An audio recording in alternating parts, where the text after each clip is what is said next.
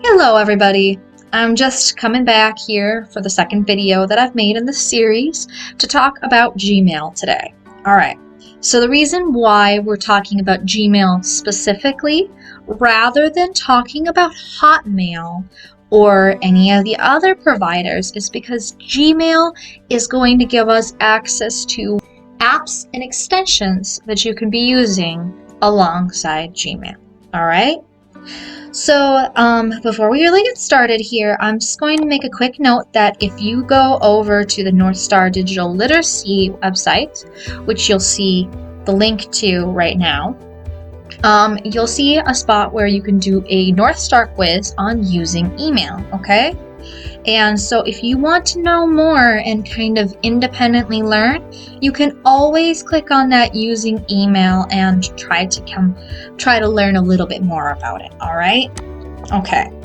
So the first thing we're going to want to do if we're wanting to create a new Gmail account is to click this button here. It says create account. So we click on that, and then you have an option here to say for myself, so that's for you, or to manage my business, okay? And that's just kind of going to tell the device what exactly you want to be signing in with, all right? So now we're going to want to put in our first and last names, as well as create a username. Now your username should be professional. Try to make sure that your username includes either something, if you're talking about making it for a business. For example, I have my Ctep.Silverview handle, which says that basically I am a Ctep member who works at Silverview, okay? And it's as simple as that. My personal email, ariannelson@spnn.org, is an example of an email that was created using my actual name. All right, and you'll notice that I did something wrong here intentionally creating this email. Can anybody guess what it was?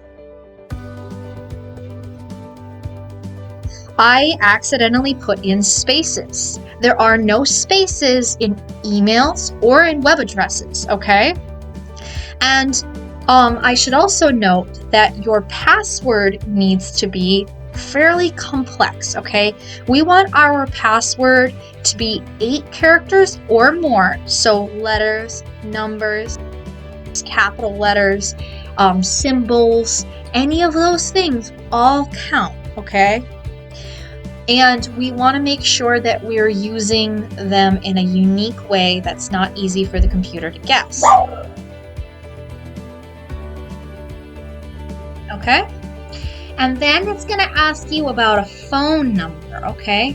It does require a phone number in order to move on. Now, I'm not going to make an actual account during this demonstration because I have too many Gmail accounts already and I do not want to create another one. Now, there's an option up here that says, hey, do you want to remember to save the password? If it's your personal computer, you can click save, or you can click never, either one, okay? So for my purposes today, we're actually going to be using an account I've already created, okay? So you'll notice that there's a menu right here, okay? And the way that we know that this is a menu is it's all these little dots. If you click on them, we have a bunch of options here. These are all Google apps or Google supported extensions, okay? If I click on Gmail, it's gonna put me in my mail here. And what you'll notice is I have a bunch of messages here that are in bold. The bold messages are messages that I have not read. If I click on that, it'll tell me something about my email, and then I can also click this back button. And then when I've done that, as you can see, after I read the email or looked at the email, it's no longer in bold. The options that I want you to pay attention to are this one. It says report as spam. This one says delete. And this one here says mark as unread. Okay? If I click that mark as unread, all of a sudden the email is bold again. Okay? If I click the trash button, the email disappears. Now, if I want to find that email, let's say that email was one that I actually do need, I can go to this sidebar, or the side menu, and click down on this scroll bar, and then go into my trash. And as you can see, the email is right here.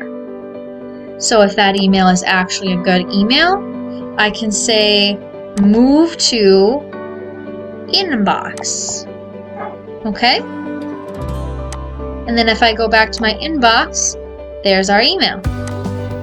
This is the one that we have. Okay?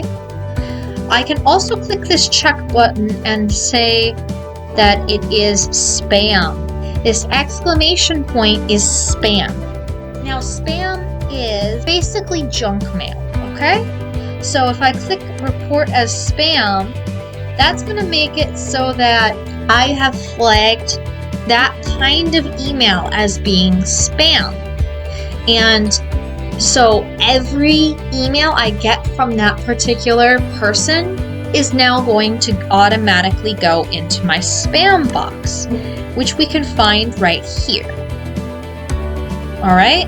So if I decide this email isn't actually spam, I can click this check mark here and I can say not spam. All right.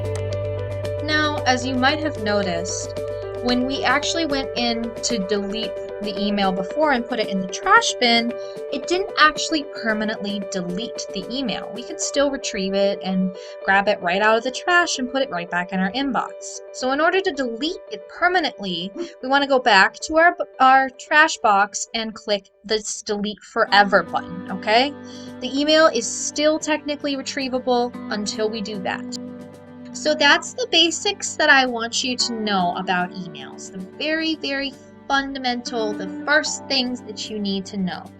Just be sure that when you sign up for an email, your password is 8 characters or longer. Also, be careful to be appropriate with your username. If it makes you embarrassed to say the name out loud, if it's something that you would be uncomfortable telling your mom or your sister, if it is unspecific and unprofessional in any way, don't use it. Use your real name instead, okay? This will also make it easier to remember. Also, note that bold emails stand for unread emails, emails you have not looked at before.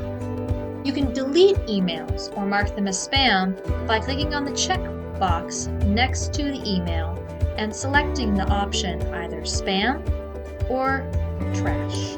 Finally, at the end of your session, be sure to sign out. You can do that by clicking on this symbol here and clicking the button that says sign out of all accounts.